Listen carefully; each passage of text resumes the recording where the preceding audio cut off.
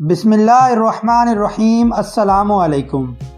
وہ زخموں سے چور میدان جنگ میں پڑا تھا، جبکہ اس کے غلام اسے ہر جگہ ڈھونڈتے پھر رہے تھے، مگر بے شمار لاشوں اور زخمیوں میں ایک انسان کو ڈھونڈنا بہت مشکل کام تھا۔ زخمی حالت میں اس کے حلق سے آواز بھی نہیں نکل رہی تھی۔ بڑی مشکل سے بڑی ہمت کر کے اس نے اپنے غلاموں کو آواز دی، جو دوڑے چلے آئے اور فوراً اسے میدان جنگ سے نکال کر لے گئے۔ یہ زخمی شخص اپنے وقت کا سلطان تھا، جسے دنیا شہاب-ud-دین غوری کے نام سے جانتی ہے۔ ہم آپ کو کلیکٹیو ایفرٹ کی سیریز انڈو پاک ہسٹری کے 9 ایپیسوڈ میں سلطان معیز-ud-دین کی داستان بتا رہے ہیں، جسے لوگ سلطان شہاب-ud-دین غوری کے نام سے جانتے ہیں۔ اور اسی ایپیسوڈ میں ہم آپ کو یہ بھی بتائیں گے کہ پاکستان نے اپنے نیوکلیئر بیلسٹک میزائل کا نام غوری کیوں رکھا، اور پرتھوی راج چوہان نے شہاب-ud-دین غوری سے کیسے شکست کھائی۔ لیکن اس سے پہلے آپ سے درخواست ہے کہ ہمارے چینل کو سبسکرائب کریں، بیل آئیکن پر کلک کریں تاکہ آنے والے ویڈیوز تک آپ کی رسائی بآسانی ممکن ہو سکے۔ 12ویں صدی عیسوی میں افغانستان میں غزنی اور ہرات کے درمیان ایک ریاست واقع تھی جسے غور کہا جاتا تھا۔ اسی مناسبت سے یہاں کے حکمران غوری کہلاتے تھے۔ 1155 عیسوی میں یہاں ایک حکمران آیا جس کا نام علاؤ-الدین تھا۔ اس نے غزنی کو بھی فتح کر لیا۔ اس کی موت کے بعد اس کی سلطنت اس کے 2 بھتیجوں کے ہاتھ آئی۔ ایک کا نام تھا غیاث-الدین اور دوسرے کا نام تھا شہاب-ud-دین یا معیز-ud-دین۔ شہاب-ud-دین غوری سلطنت کا سلطان نہیں تھا، بلکہ اس کا بھائی غیاث-الدین سلطان بنا۔ اس نے شہاب-ud-دین کو اپنا نائب بنا لیا اور فوج کا سپہ سالار بھی مقرر کر دیا۔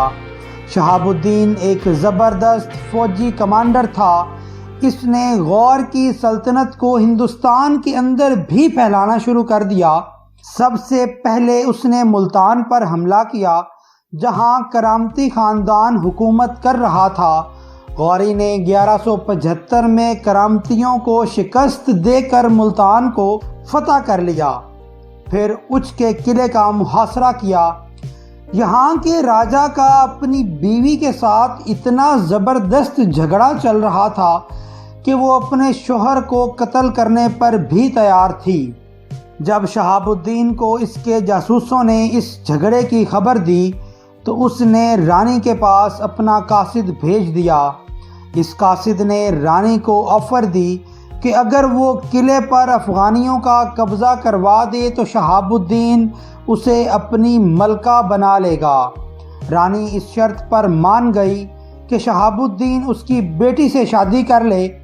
پھر اس نے اپنے شوہر کو زہر دے کر قلعے کے دروازے کھول دیے۔ یوں اچ پر بھی شہاب-ud-دین غوری کا قبضہ ہو گیا۔ قلعے پر قبضہ ہونے کے بعد شہاب-ud-دین نے اپنا وعدہ پورا کیا اور رانی کی بیٹی کو مسلمان کر کے اس سے شادی کر لی۔ اس کے بعد 1179 میں شہاب-ud-دین نے پشاور بھی فتح کیا۔ ملتان اور پشاور کے بعد شہاب-ud-دین غوری نے لاہور پر چڑھائی کر دی۔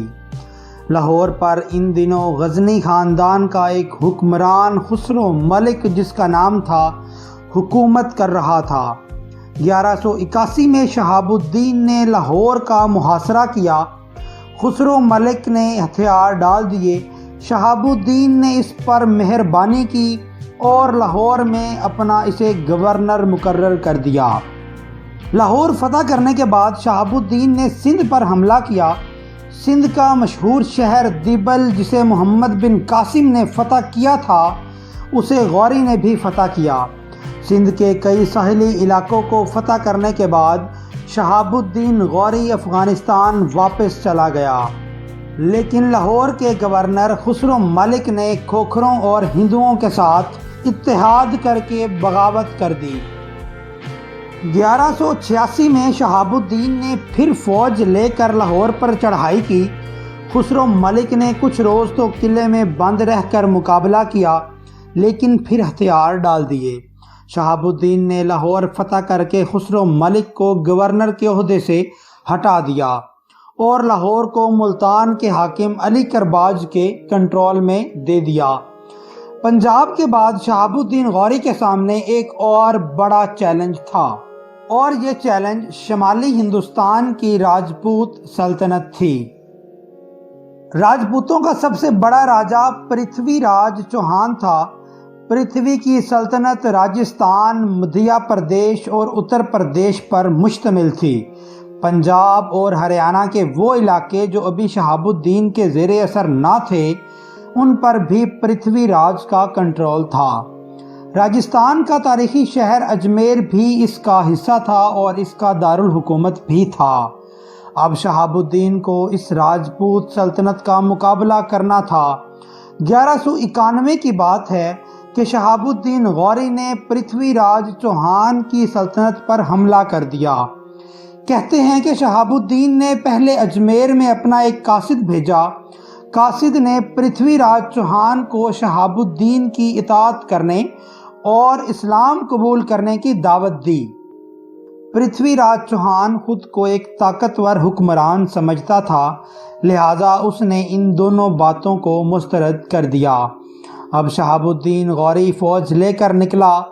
جواب میں پرتھوی بھی ایک بڑی فوج لے کر آیا۔ اس کے لشکر میں 3000 ہاتھی بھی شامل تھے۔ دلی سے 135 کلومیٹر دور بھارتی ریاست ہریانہ کے ضلع کرنال کے قریب تراوڑی کے علاقے میں دونوں فوجوں کا سامنا ہوا۔ تراوڑی اس دور میں ترائن کہلاتا تھا۔ دونوں فوجوں کا سامنا ہوا تو شہاب الدین غوری کی فوج تعداد میں راجپوتوں سے کہیں کم تھی۔ پھر راجپوت خود بھی بہت بہادر لڑاکے تھے اور ان کے اپنے علاقے میں انہیں شکست دینا آسان کام نہ تھا۔ راجپوتوں نے بڑے جوش سے حملہ کیا اور غوری کی فوج کے دائیں اور بائیں بازو کو شکست دے کر پیچھے دھکیل دیا۔ شہاب الدین فوج کے درمیانی حصے میں لڑ رہا تھا۔ اس دوران دشمن کے سپاہی لڑتے لڑتے اس کے قریب پہنچ گئے۔ پرتھوی راج چوہان کے بھائی نے شہاب الدین غوری کو دیکھ لیا اور اس پر تلوار کا وار بھی کیا۔ تلوار شہاب الدین کے بازو پر لگی اور وہ زخمی ہو کر گھوڑے سے گر پڑا۔ دشمن اسے مردہ سمجھ کر چھوڑ کر چلے گئے۔ شہاب الدین کے گرتے ہی اس کے سپاہی بھاگ گئے اور راجپوتوں کو فتح حاصل ہو گئی۔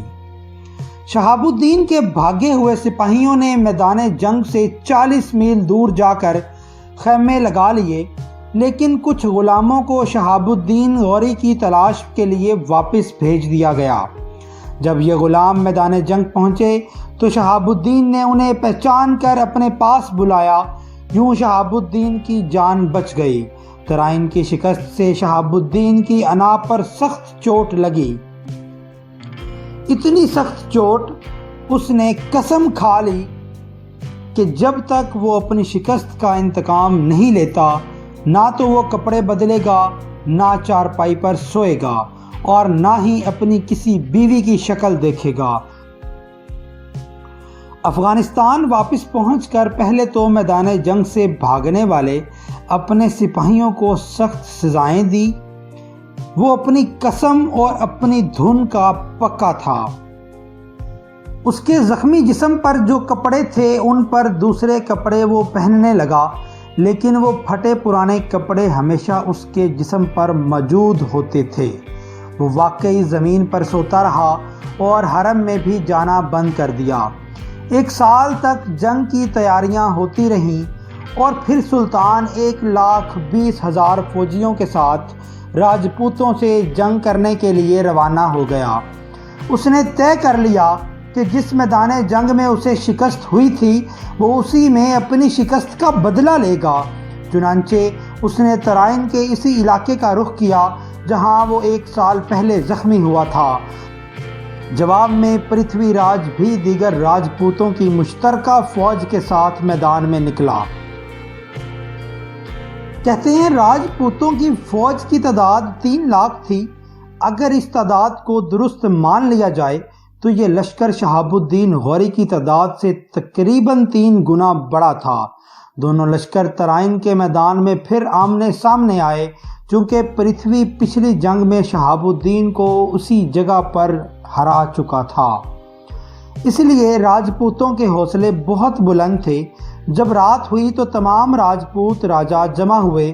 اس میں دلچسپ بات یہ تھی کہ راجپوت جنگ نہیں چاہتے تھے، چنانچہ انہوں نے شہاب الدین غوری کو ایک خط لکھا۔ انہوں نے خط میں لکھا کہ اے شہاب الدین، اگر تمہیں اپنی جان عزیز نہیں تو اپنے غریب سپاہیوں پر تو رحم کرو۔ اگر تم لوٹ جاتے ہو تو ہم تمہارا راستہ نہیں روکیں گے، تم پر رحم کیا جائے گا، ورنہ یاد رکھو تمہیں شکست کھا کر ذلت کے ساتھ بھاگنا پڑے گا۔ خط پڑھ کر شہاب الدین نے تحمل سے کام لیا اور جواب لکھا کہ وہ واپس جانے کے لیے تیار ہے، لیکن چونکہ وہ خود سلطان نہیں ہے بلکہ اس کا بھائی غیاث الدین سلطان ہے، اس لیے وہ اپنے بھائی سے اجازت لے کر پھر صلح کی بات کرے گا۔ اس جواب سے راجپوت خوش ہو گئے کہ فوری جنگ ٹل گئی ہے۔ اسی خوشی میں انہوں نے جشن منانا شروع کر دیا۔ انہیں کانوں کان خبر نہ ہوئی کہ شہاب الدین رات کے اندھیرے میں اپنی فوج کو جنگ کے لیے تیار کر رہا تھا۔ جب صبح ہوئی تو راجپوت رات بھر کی تھکن اور نیند سے بے حال تھے، لیکن ادھر افغان فوج تازہ دم جنگ کے لیے تیار کھڑی تھی۔ اب راجپوت گھبرائے اور جلد بازی میں اپنی صف بندی کی، جس کا انہیں بہت نقصان ہوا۔ جب جنگ شروع ہوئی تو افغان فوج راجپوتوں سے زیادہ منظم انداز میں لڑ رہی تھی، پھر بھی شام تک جنگ کا کوئی فیصلہ نہ ہو سکا۔ لیکن شہاب الدین غوری نے 12,000 فوجیوں کو ریزرو میں رکھا ہوا تھا تاکہ جب دشمن تھک جائے تو وہ اس پر ٹوٹ پڑیں۔ جب دن بھر کی جنگ سے راجپوت فوج تھک گئی تو اچانک شہاب الدین غوری نے اپنے 12,000 سپاہیوں کو ساتھ لے کر راجپوتوں کے مرکز پر دھاوا بول دیا۔ ان سپاہیوں نے تھکے ہوئے راجپوتوں کو تھوڑی ہی دیر میں تتر بتر کر دیا۔ راجپوتوں کی ساری فوج بھاگ نکلی۔ شہاب الدین غوری کی تلوار نے 2 راجپوت راجاؤں کھانڈے رائے اور گووند رائے کو بھی موت کے گھاٹ اتار دیا۔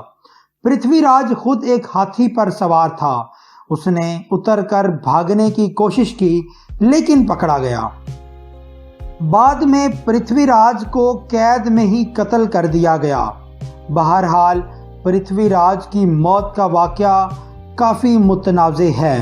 یہ بات کسی کو معلوم نہیں کہ پرتھوی راج کو کن حالات میں قتل کیا گیا۔